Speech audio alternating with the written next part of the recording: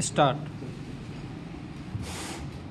शोर के विरुद्ध पड़ा इसमें पीड़ित जनमानस की उस मूक पीड़ा को मुखर किया गया है जो आज देश के महानगरों से लेकर गांव कस्बों तक समान रूप से व्याप्त है।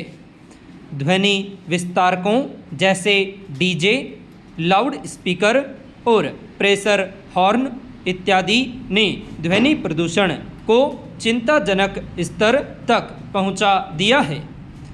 स्थिति यह है कि दूर तक आवाज़ पहुंचाने की होड़ में स्कूल बसों के हॉर्न तक इतने कर्कश हो चुके हैं कि बीमार, वृद्ध और विश्राम कर रहे लोगों के लिए ये मानसिक तनाव का कारण बन जाते हैं।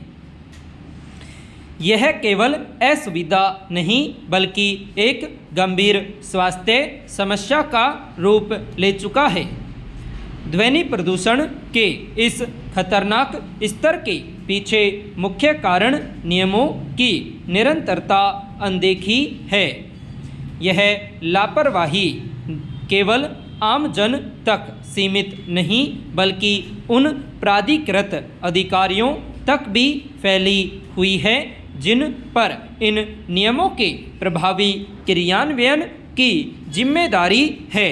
उनकी उदासीनता के दुष्परिणाम कार्यक्षमता में गिरावट और विभिन्न मानसिक तथा शारीरिक बीमारियों के रूप में सामने आ रही हैं।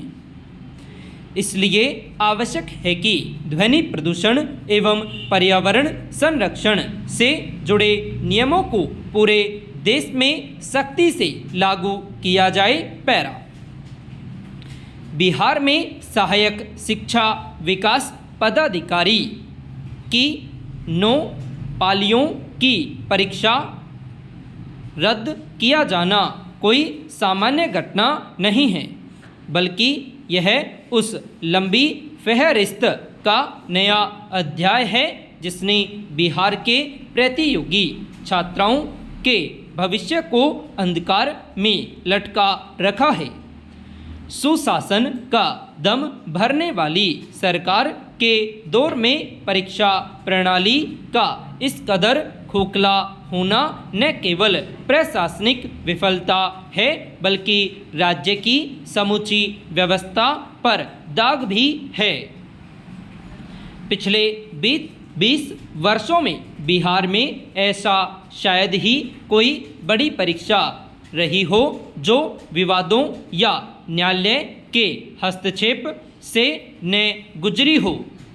यहाँ परीक्षा रण अब प्रतिभा का नहीं बल्कि जुगाड़ और तकनीकी सेंधमारी का रण बन गया है। आयोग की 67वीं प्रारंभिक परीक्षा भी रद्द करनी पड़ी थी। यह पहली बार था जब बिहार लोक सेवा आयोग की साख पर बट्टा लगा। सिपाही भर्ती परीक्षा भी धांधली के कारण रद्द हुई। यह युवाओं के भविष्य से खिलवाड़ है। पैरा। अपराध और अपराधियों पर अंकुश लगाने के लिए केंद्र और राज्य सरकारें समय समय पर अनेक प्रभावी कानून बनाती है। सामान्य जन राहत की सांस लेता है। वह सोचता है कि अब इस कानून के आने से अपराध कम होंगे। सामान्य जन का यह भ्रम जल्दी ही चकनाचूर हो जाता है। असल में अपराध रोकने वाला हर नया कानून भ्रष्टाचार का एक नया द्वार खोल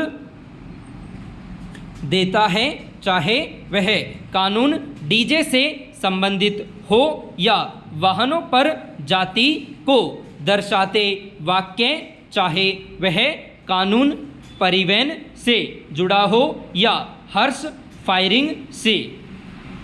सभी कानून फाइलों तक सीमित रह जाते हैं। हाल ही में मेरठ में हॉर्स फायरिंग में एक राजमिस्त्री की जान उस समय चली गई जब वह सूर्य को अर्घ्य दे रहा था। विवाह की खुशियाँ पल भर में शोक में बदल गई। कुछ समय पहले भी मवाना में ऐसी ही घटना घटी थी। जब तक कानून कठोरता से लागू नहीं होगा और जल्दी सजा देने की व्यवस्था नहीं होगी, अपराध नहीं रुकेंगे। पैरा।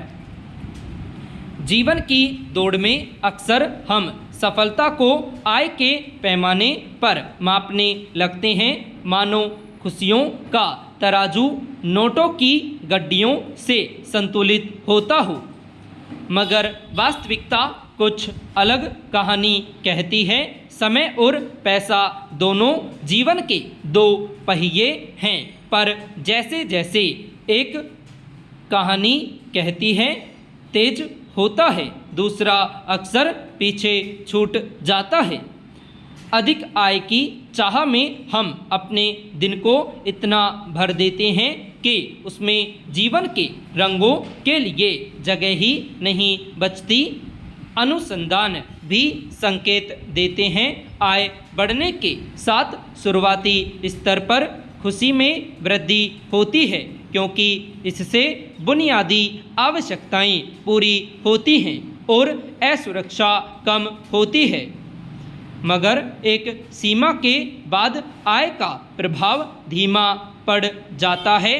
तब अधिक कमाने की दौड़ स्वयं बोझ बन जाती है। समय की कमी रिश्तों को सीमित करती है, रुचियों को हाशिए पर डाल देती है और अंततः जीवन की संतुष्टि कम हो जाती है।